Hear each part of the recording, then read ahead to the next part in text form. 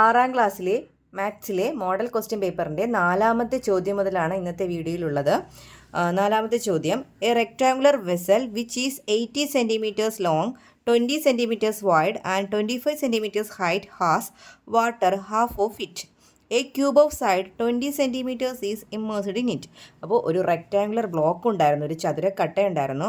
അതിനകത്ത് വെസലാണ്, പാത്രമാണത്. 80 സെൻറ്റിമീറ്റർ നീളവും 20 സെൻറ്റിമീറ്റർ വീതിയും 25 സെൻറ്റിമീറ്റർ ഉയരവുമാണ്. അപ്പോൾ എന്തൊക്കെ തന്നേക്കുന്നത്? ലെങ്ത് എത്രയാണ്? 80 സെൻറ്റിമീറ്റർ. ബ്രെഡ്ത്ത് അല്ലെങ്കിൽ വിഡ്ത്ത് എത്രയാണ്? 20 സെൻറ്റിമീറ്റർ. ഹൈറ്റ്, ഉയരം എത്രയായിരുന്നു? 25 സെൻറ്റിമീറ്റർ. എന്നിട്ട് എന്താ പറഞ്ഞിരിക്കുന്നത്? A cube of side 20 centimetres is immersed in it. ഒരു ക്യൂബ് അതിനകത്തേക്ക് ഇറക്കി വെക്കുകയാണ്. 20 സെൻറ്റിമീറ്റർ നീളവും വീതിയും ഉയരവും എല്ലാം ഉള്ളൊരു ക്യൂബ് അതിനകത്തേക്ക് ഇറക്കുകയാണ്. എ പാർട്ടിൽ നമുക്ക് കണ്ടുപിടിക്കേണ്ടത് find the capacity of the vessel. വെസലിൻ്റെ കപ്പാസിറ്റി കാണുക. കപ്പാസിറ്റി കാണാൻ നമുക്കറിയാം, എന്ത് ചെയ്താൽ മതിയാകും? Length into breadth into height അല്ലേ? നീളം ഗുണം വീതി ഗുണം ഉയരം. അപ്പോൾ 80 ഇൻറ്റു 20 ഇൻറ്റു 25 ചെയ്ത് നോക്കുക. അപ്പോൾ 20 ഇൻറ്റു 25 നമുക്കറിയാം എത്രയാണ്? 2 ഇൻറ്റു 25 50. അപ്പോൾ 500 അല്ലേ? പിന്നെ 80 ഇൻറ്റു ചെയ്താൽ മതി. അപ്പോൾ ഇനി 8 ഇൻറ്റു 5 എത്രയാണ്? 40 പിന്നെ ഇവിടെ 3 പൂജ്യം ഉണ്ട്, ആ 3 പൂജ്യം കൂടെ ചേർക്കുക. അപ്പോൾ നമുക്ക് അത്രയും ക്യൂബിക് സെൻറ്റിമീറ്റർ എന്ന് കിട്ടും. അതാണ് ഈ പാത്രത്തിൻ്റെ, ഈ വെസലിൻ്റെ കപ്പാസിറ്റി എന്ന് പറയുന്നത്. ഇനി ബി പാർട്ടിൽ ചോദിച്ചിരിക്കുന്നത് എന്താ? What is the volume of the cube? ക്യൂബിൻ്റെ വോളിയം കണക്കാക്കുക. ക്യൂബിൻ്റെ വോളിയം കണക്കാക്കുന്നത് എങ്ങനെയാണ്? വോളിയം കണക്കാക്കുന്നത് ലെങ്തിൻ്റെ ബ്രെഡ്ത്തിൻ്റെ ഹൈറ്റ് തന്നെയാണ്. അതായത് ക്യൂബിൻ്റെ പ്രത്യേകത എന്താ? 3 സൈഡും തുല്യമല്ലേ? ലെങ്തും ബ്രെഡ്ത്തും ഹൈറ്റും എല്ലാം എത്ര തന്നെയാണ്? ഇവിടെ 20 തന്നെയാണ്. അപ്പോൾ 20 ഇൻറ്റു 20 ഇൻറ്റു 20 ചെയ്താൽ ക്യൂബിൻ്റെ വോളിയം കിട്ടും. 2 ഇൻറ്റു 2 4, 4 ഇൻറ്റു 2 8. അപ്പോൾ 8ഉം എത്ര പൂജ്യം കൂടി ചേർത്ത് കൊടുക്കുക? 3 പൂജ്യം കൂടി ചേർത്ത് കൊടുക്കുക. അത്രയും ക്യൂബിക് സെൻറ്റിമീറ്ററാണ് ക്യൂബിൻ്റെ വോളിയം.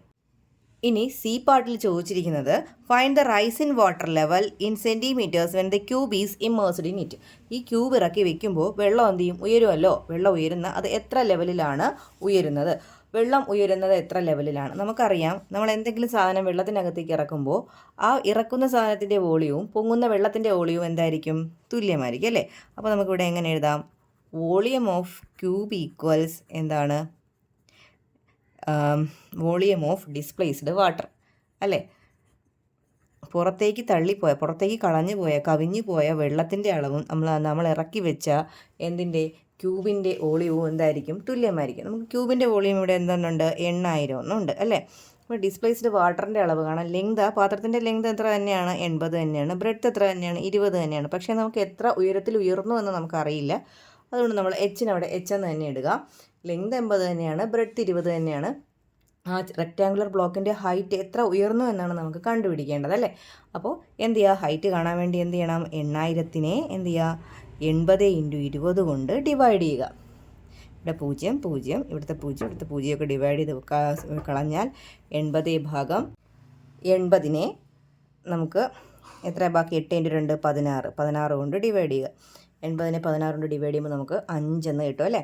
അപ്പോൾ 5 സെൻറ്റിമീറ്ററാണ്. 5 സെൻറ്റിമീറ്റർ ഉയരത്തിലാണ് വെള്ളം ഉയർന്നത്. ഇനി ഒരു ഡി പാർട്ടും കൂടിയുണ്ട്. Given below are some of the statements written by Seena regarding the volume. അതായത് വോളിയത്തിനെ സംബന്ധിച്ച് കുറച്ച് സ്റ്റേറ്റ്മെൻറ്റുകൾ എഴുതിയിരിക്കുകയാണ്. If only the length of a rectangular block is double the volume will increases 4 times. അതായത് നമുക്കറിയാം വോളിയം എങ്ങനെയാണ്? Length into breadth into height എന്നതാണ് അല്ലേ? ലെങ്ത് ഡബിൾ ആക്കുകയാണെങ്കിൽ, ലെങ്ത് ഇരട്ടിച്ചാൽ വോളിയം എത്ര ഇരട്ടിയാവും? 2 ഇരട്ടിയാണ് ആവുന്നത്. ലെങ്ത് 2 ഇരട്ടിയാക്കിയാൽ, നമ്മൾ എടുത്തിരിക്കുന്ന നീളം എത്രയാണോ അത് ഡബിൾ ആക്കിയാൽ വോളിയം എത്ര ഇരട്ടിയാവും? 2 ഇരട്ടിയാണ് ആവുന്നത് അല്ലേ? ഇവിടെ പറഞ്ഞിരിക്കുന്നത് if only the length of a rectangular block is doubled. Length double ആക്കിയാൽ വോളിയം 4 ടൈംസ് ഇൻക്രീസ് ആവുന്നു. വോളിയം 2 ടൈംസേ ഇൻക്രീസ് ആവുകയുള്ളൂ. അപ്പോൾ ഇത് തെറ്റാണ്. If the volume of a rectangular block is to be doubled, volume double ആക്കണമെങ്കിൽ width should be increase 4 times. Width 4 times ആക്കണമെന്ന് ഇല്ല. വിഡ്ത്ത് 4 ടൈംസ് ആക്കി കഴിഞ്ഞാൽ വോളിയം എത്ര ടൈംസ് ആവും? 4 ടൈംസ് ആവും അല്ലേ? ഏതെങ്കിലും ഒരെണ്ണത്തിൽ മാറ്റം വരുത്തുമ്പോൾ അതേ മാറ്റം എന്തിലും വരും? വോളിയത്തിലും വരും കേട്ടോ. അപ്പോൾ ഇതും ഫോൾസ് ആണ്. ഇനി മൂന്നാമത്തെ സ്റ്റേറ്റ്മെൻറ്റ് നോക്കൂ.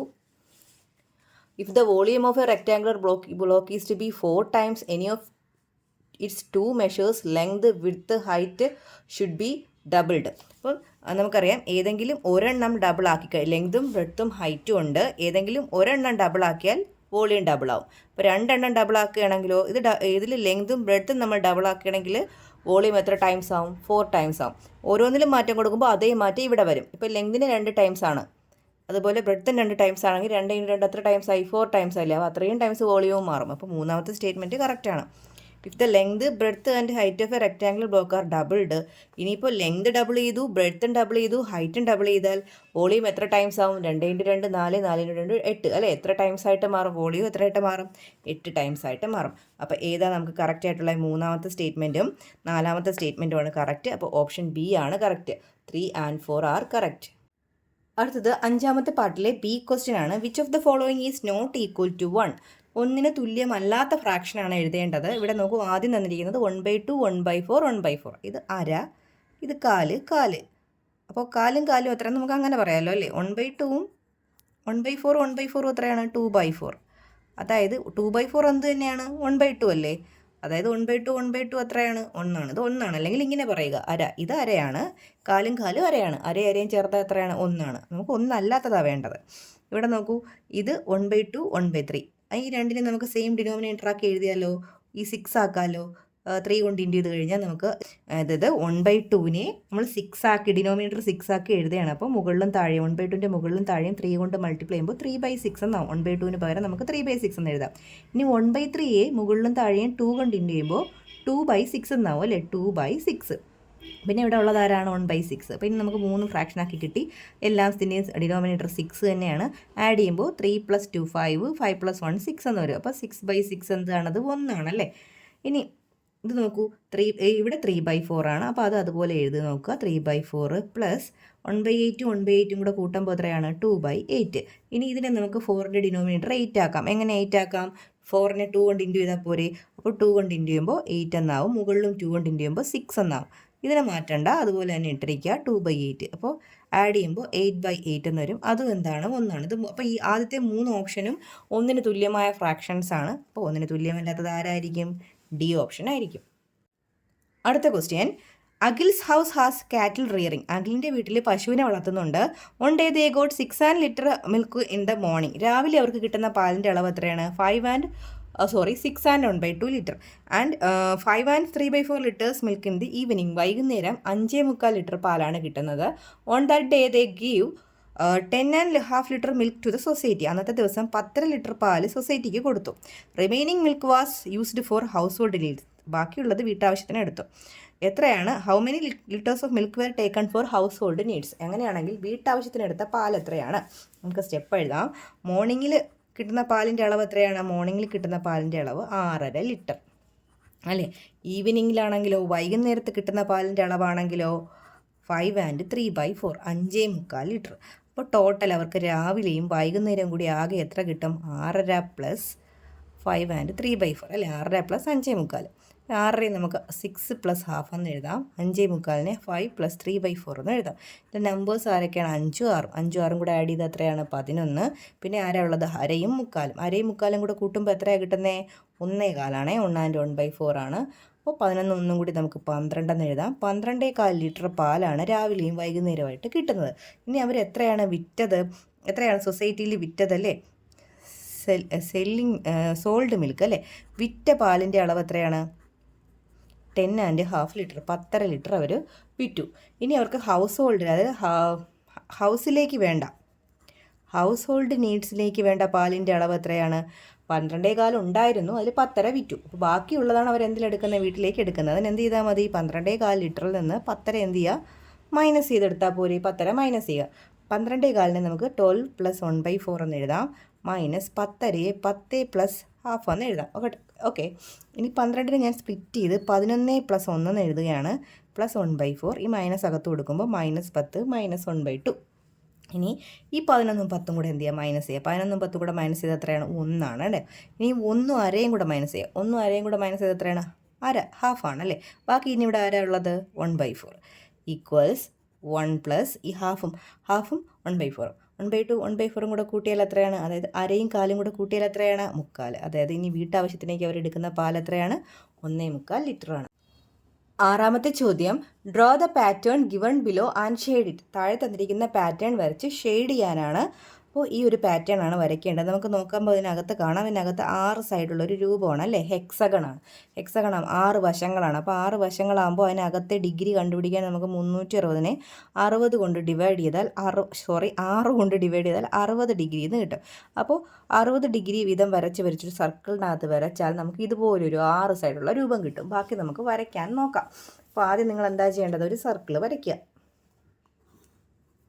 ഓക്കെ, ഒരു സർക്കിൾ വരയ്ക്കുക. സർക്കിൾ വരച്ചിട്ട് അതിനകത്ത് 60 ഡിഗ്രി വീതം മാർക്ക് ചെയ്ത് പോവുക. പ്രൊട്രാക്ടർ എടുത്ത് ഇങ്ങനെ വേണം ലൈൻ വരയ്ക്കാൻ. എന്നിട്ട് ഇങ്ങനെ പ്രൊട്രാക്ടർ വെച്ച് 60 ഡിഗ്രി വീതം മാർക്ക് ചെയ്യുക. 60 ഡിഗ്രി വീതം മാർക്ക് ചെയ്ത് പോവുക കേട്ടോ.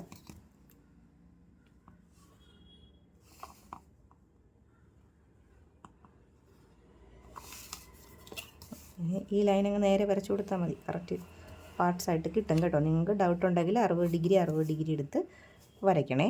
ഇങ്ങനെ ചേർത്ത് വരച്ചാൽ മതിയാകും. കറക്റ്റ് നമുക്ക് കിട്ടും. ഇനി നമുക്ക് എന്ത് ചെയ്യാം, ഈ കിട്ടിയ പോയിന്റുകളില്ലേ അതെല്ലാം നമുക്ക് എന്ത് ചെയ്യാം, ചേർത്ത് വരയ്ക്കാം. അപ്പോൾ നമുക്ക് അതിനകത്ത് എന്ത് കിട്ടുന്നുണ്ട്, ഒരു ഹെക്സഗൺ, ഒരു 6 സൈഡുള്ള രൂപം കിട്ടുന്നുണ്ടല്ലോ. എന്താ ചെയ്യേണ്ടതെന്നോ, ഇതിനകത്തുള്ള ലൈൻസൊക്കെ അങ്ങ് മായ്ച്ച് കളയുക.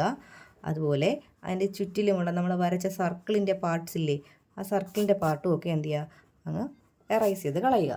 ഇനി എന്താ ചെയ്യേണ്ടതെന്നറിയാവോ, നമ്മൾ ഈ വരച്ച ഈ അളവില്ലേ, ആ അളവിൽ തന്നെ ഓരോ കോർണറിൽ നിന്നും ഇങ്ങനെ ഒരു ആർക്ക് വരച്ചിങ്ങി വെക്കണം കേട്ടോ.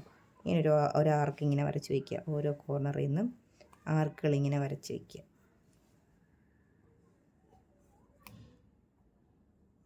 ആർക്ക് വരച്ച് വെച്ചു. ഇനി എന്താ ചെയ്യേണ്ടതെന്ന് വെച്ചാൽ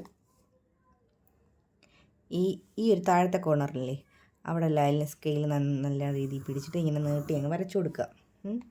ഇനി നമ്മൾ എന്താ ചെയ്യേണ്ടതെന്ന് പറഞ്ഞാൽ ഈ ഒരു കോർണറില്ലേ, ആ കോർണറും എന്താ ഈ വരച്ച് നിർത്തിയ ലൈനില്ലേ, അതും കൂടെ നമ്മൾ നേരത്തെ വരച്ച ആർക്കില്ലേ, ആ ആർക്ക് ഇങ്ങനെ ഇവിടെ ഈ ഭാഗത്തായിട്ടല്ലേ കൂട്ടിമുട്ടുന്ന ആ പോയിന്റിൽ നിന്ന്, ആ കൂട്ടിമുട്ടിയ പോയിന്റിൽ നിന്ന് ഈ ആർക്കിനെ ലക്ഷ്യമാക്കി ഈ പോയിന്റും കൂടെ ചേർത്തുകൊണ്ട് എന്ത് ചെയ്യുക, ഇങ്ങനെ നീട്ടി വരച്ചു കൊടുക്കുക. ഓക്കെ, ഇനി അതുപോലെ ഈ ആർക്കും ഈ പോയിൻറ്റും ഈ ലൈനും കൂടി എന്ത് ചെയ്യുക, വരയ്ക്കുക. ഓക്കെ, ഇനി ഇവിടെ ഈ 2 ആർക്കിൽ കൂട്ടിമുട്ട, ഇവിടെ 2 ആർക്ക് ഞാൻ വരച്ചില്ലായിരുന്നോ, ഇവിടെ ആർക്ക് വരച്ചില്ലേ, ആ ആർക്കിൽ കൂട്ടിമുട്ടത്തക്ക വിധത്തിൽ ഇങ്ങനെ ഒരു ലൈൻ വരയ്ക്കുക. ഓക്കെ, അത് കുറച്ചുകൂടെ നീട്ടി വരച്ചോളും, കുഴപ്പമില്ല കേട്ടോ. ഇനി ഈ കൂട്ടിമുട്ടിയ ഭാഗമില്ലേ, അവിടെ നിന്ന് ഇങ്ങോട്ടെത്തിക്കുക, താഴേക്ക് ലൈൻ വരയ്ക്കുക. ഈ കോർണർ ഈ കോർണറിൽ അതും കൂടെ ടച്ച് ചെയ്തിട്ടാണ്, ആ ടച്ച് ചെയ്ത് ഈ ആർക്കിനെ ലക്ഷ്യമാക്കി എന്ത് ചെയ്യുക, വരയ്ക്കുക. ഓക്കെ, ഇനി ഈ ആർക്കും ഈ ഒരു മൂലയും ഈ ഇവിടുത്തെ ആർക്കും കൂടെ ലക്ഷ്യമാക്കി ഇങ്ങനെ വരയ്ക്കുക. ഓക്കെ, ബാക്കിയുള്ളതൊക്കെ നമുക്ക് മായ്ച്ച് കളയാം. ഇനി എന്താ ചെയ്യേണ്ടത്, ഈ ഓരോ കോർണറും നമ്മൾ നേരത്തെ വരച്ച ആർക്കില്ലേ അതുമായിട്ട് യോജിപ്പിച്ച് കൊടുക്കുക. കണ്ടോ, അപ്പോൾ അവർ തന്നിരിക്കുന്ന ആ ഫിഗർ നമുക്ക് കിട്ടും.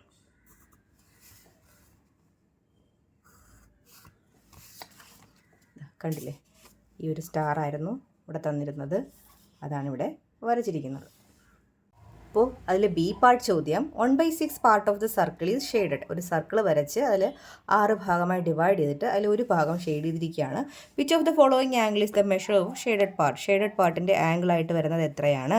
അത് നമ്മൾ എങ്ങനെ കണ്ടുപിടിക്കുന്നത്? 360നെ എന്ത് ചെയ്യുക, 6 പാർട്ടല്ലേ, 6 വെച്ച് ഡിവൈഡ് ചെയ്യുക. ഇവിടെ കൊടുത്തിരിക്കുന്നത് ഏത് ഓപ്ഷനാണ്? 360/6 ബി ഓപ്ഷനാണ് കറക്റ്റ്.